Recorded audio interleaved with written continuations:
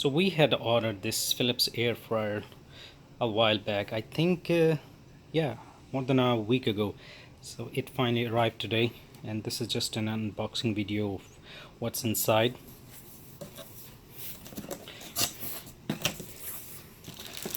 There is this book.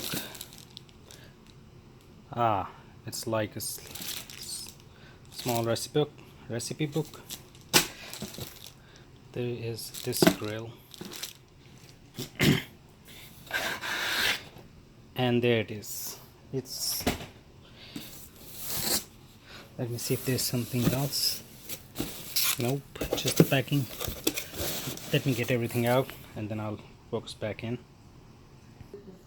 So there it is, out of the box. I must say it's not as big as I thought it would be.